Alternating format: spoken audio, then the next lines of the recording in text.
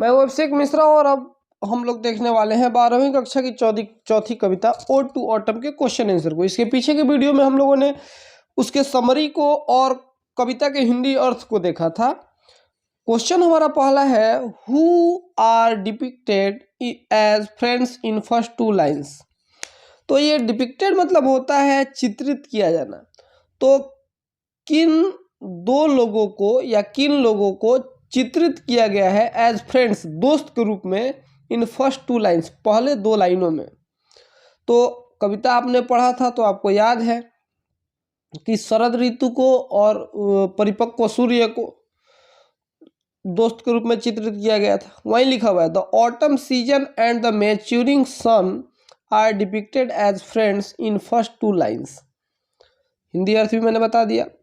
What happens in autumn, happens मतलब होना, क्या होता है ऑटम में मतलब सर्दी के दिन में, शरद ऋतु में।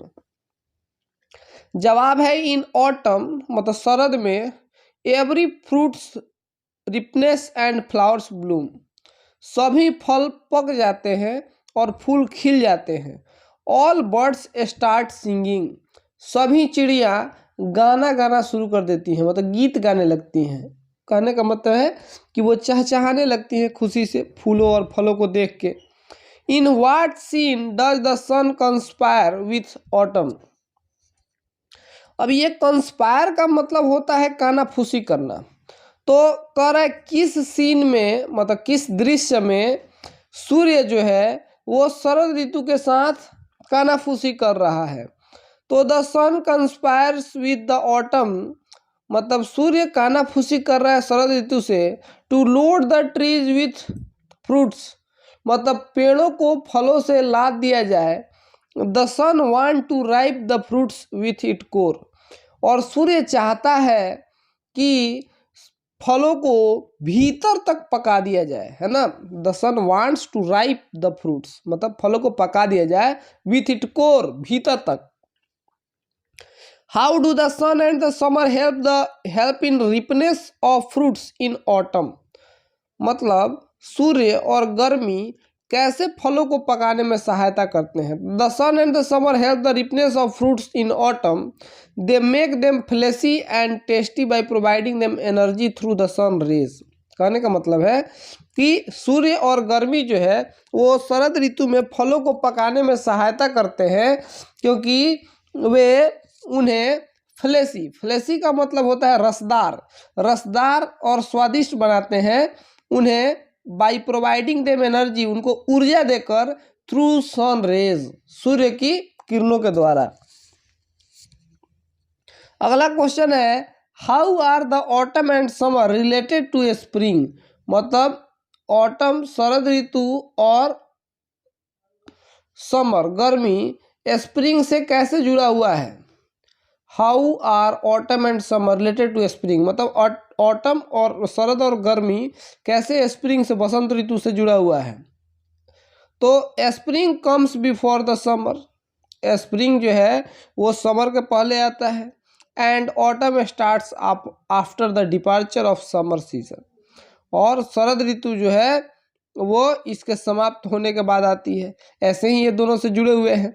What is the central idea of the poem, तो इस कविता का मूल भाव क्या है। इस क्वेश्चन का अर्थ होगा इस कविता का मूल भाव क्या है। What is the central idea of this poem. तो इसका जवाब लिखा हुआ है, the poem ode to autumn presents a very natural and a beautiful picture of autumn मतलब कविता ओड टू ऑटम बहुत ही माने शरद ऋतु का प्राकृतिक और सुंदर चित्र बनाती है। The poet describes all kinds of nature of world माने कवि वर्णन करते हैं दुनिया के सभी प्रकार के प्रकृति का, सभी प्रकार के ऋतुओं का। Every nature has its importance, सभी प्रकृति का अपना महत्व होता है। यहाँ पे नेचर के जगह पे आप लोग सीजन भी लिख सकते हैं। सीजन लिखना ही मुझे ज़्यादा सूटेबल लग रहा है। नेचर जब मैं लिख रहा होऊंगा तब लिखा गया होगा, लेकिन यहाँ लग रहा है सीजन ज़्यादा अच्छा रहेगा। बट अकॉर्डिंग टू हिम लेकिन उनके अनुसार, no one no one is as beautiful as autumn, मतलब कोई उतना सुंदर नहीं है जितना ऑटम। अगला है what do autumn and spring symbolize in the poem, explain. मतलब what do autumn and spring symbolize in the poem, explain. कहने का मतलब है कि शरद को और बसंत को कैसे दिखाया गया इस पोएम में, एक्सप्लेन करिए। तो autumn and spring symbolise that its nature is full of various beautiful sounds and things.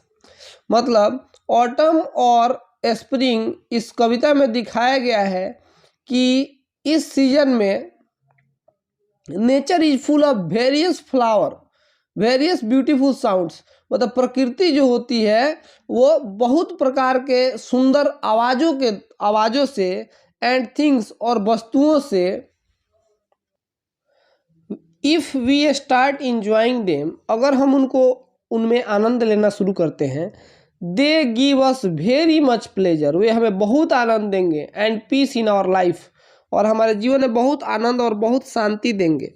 8वां question है what does the poet say about the music of autumn, मतलब कवि शरद के गीत के बारे में, म्यूजिक के बारे में क्या कहता है। द पोएट सेज, कवि कहता है डैट कि autumn has its own music like spring, शरद के पास उसका अपना म्यूजिक है, अपना मतलब गीत है।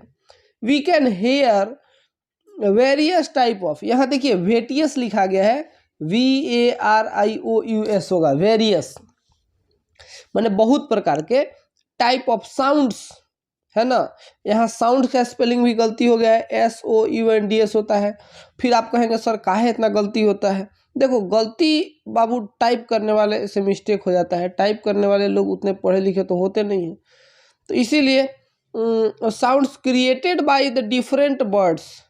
अब कोई सोचेंगे सर आप अपने से कहानी टाइप कर लेते हैं, फिर हम टाइप करेंगे तो पढ़ाएगा कौन, ये भी दिक्कत है। तो यहाँ पे आइए, क्वेश्चन पे आइए, मैं भूल भी गया क्या बता रहा था।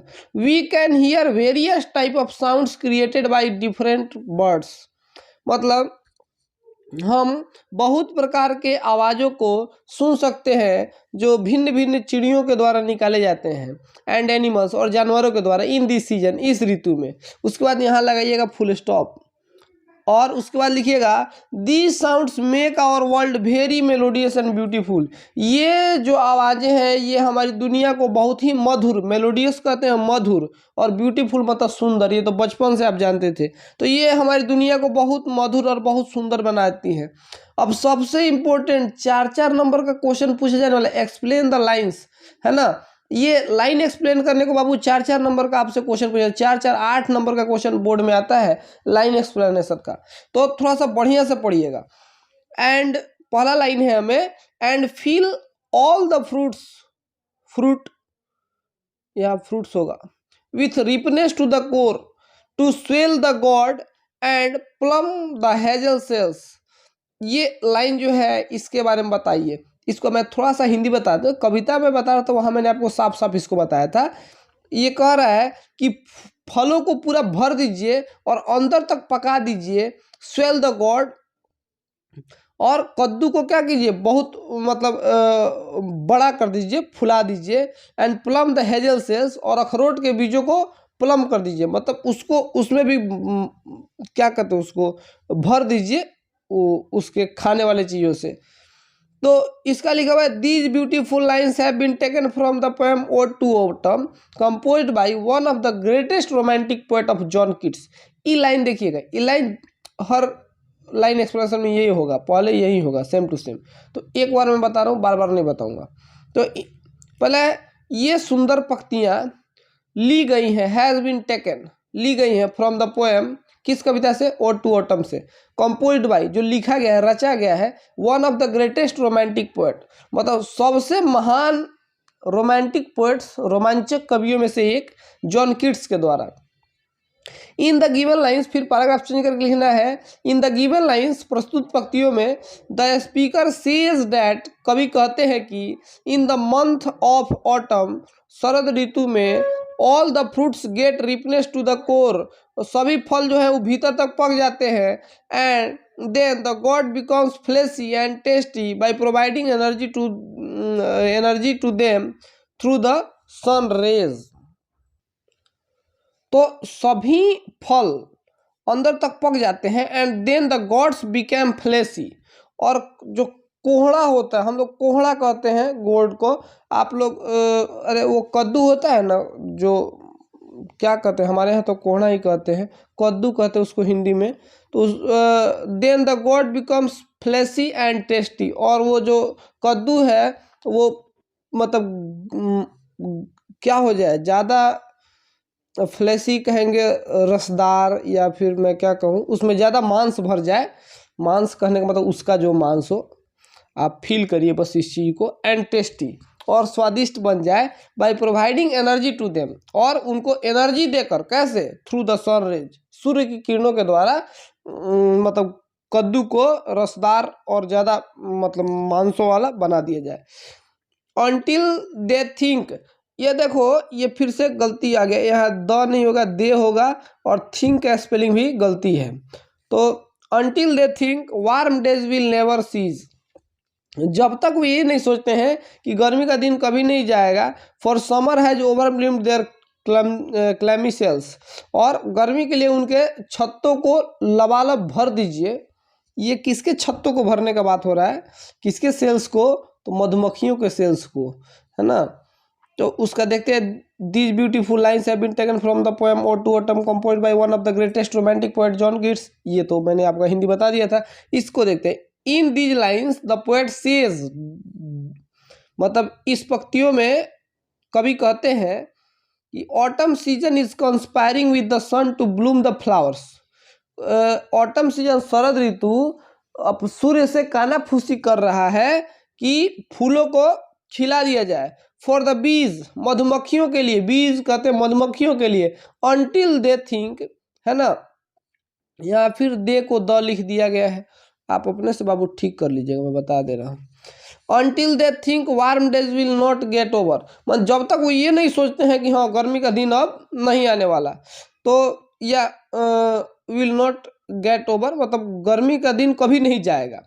मतलब शरद ऋतु में उनको पूरा जब रस मिलेगा उनके छत्तों में, उनको पूरा फूल खिला हुआ मिलेगा जिससे वो अपना भोजन तैयार कर सके, तो वो कभी सोचेंगे कि हाँ गर्मी का दिन कभी नहीं जाए, क्योंकि गर्मी में ज़्यादा फूल खिलते हैं ना, इसलिए ये बात कही गई है। See to bend with apples the mossed cottage tree and fill all the fruits with ripeness to the core, मतलब ये जो मोस्ट कॉटेज ट्री कहते बाबू, मोस्ट मतलब होता है कि वैसा पेड़ जिसमें बरसात से काई लग जाता है ना, और कॉटेज ट्री जो घर के बगीचे वाला जो पेड़ होता है, मतलब घर के आसपास, घरेलू वृक्ष कहते हैं उसको। तो ये कहते हैं कि इन मतलब अपने घर के आसपास के पेड़ों को सेव से झुका दीजिए, बेंड माने झुका देना। And fill the all fruits with ripeness to the core, और सभी फलों को भीतर तक पका देना। वहीं देखते हैं फिर ये these beautiful lines have been taken from the poem ode to autumn composed by one of the greatest romantic poet John Keats, ये आप जान गए हैं, इसका अर्थ बताता हूँ। In these lines the poet want to say in the autumn season, इस पंक्तियों में कवि कहना चाहते हैं कि शरद ऋतु में the fruits get ripened and, मतलब फल पक जाते हैं, और also the trees got laden, मतलब पेड़ जो है वो लद जाते हैं, विथ फ्रूट्स माने फलों से, which get ripened to the core, जो भीतर तक पके होते हैं। अगला है हाउ डज कीट, पोएट का नाम है ना, कीट, जॉन कीट। तो हाउ डज कीट पर्सनिफाई ऑटम इन द सीजन, तो माने कवि ने इस कविता में शरद ऋतु को कैसे मानव के रूप में चित्रित किया है, तो मानवीय रूप को कैसे दिखाया है। तो John Keats the great lover of nature, John Keats जो प्रकृति के बहुत बड़े प्रेमी हैं, personify the autumn season to show autumn as a king of all seasons, मतलब वो शरद ऋतु को चित्रित करते हैं सभी ऋतुओं के राजा के रूप में। ही सेज, वो कहते हैं it is the most comfortable season, ये सबसे कंफर्टेबल मतलब आरामदेह ऋतु है फॉर ऑल लिविंग थिंग्स, सभी जीवों के लिए। ये तो थोड़ा सा झूठ लगता है मुझे, क्योंकि शरद ऋतु में कैसे सब लोग कंफर्टेबल रहते हैं, सब लोग दुबके दुबके से रहते हैं। और आपके पास तो रजाई है तो आप दुबके रहते हैं। जो जानवर जंगलों में रहते हैं वो कहाँ दुबकते हैं, वो बेचारे तो ठंड से सिकुड़ जाते हैं, कई मर जाते हैं उसी में। तो ये झूठ बात है। खैर कोई बात नहीं, आपको तो ये पढ़ना है जो कविता में लिखा गया है। इन दिस सीजन मतलब इस ऋतु में the swallows twitter in the sky, मतलब गौरैये जो हैं वो आकाश में चहचहाती हैं। And all fruits ripe to the core, और सभी फल भीतर तक पक जाते हैं। आज के इस वीडियो को समाप्त करते हैं क्योंकि हमारा क्वेश्चन आंसर ही समाप्त हो गया। अगले वीडियो में हम लोग देखेंगे एन एपिताफ जो हमारी 5वीं कविता है उसके समरी को और उसके क्वेश्चन आंसर को। आज के लिए बस इतना ही। Thank you.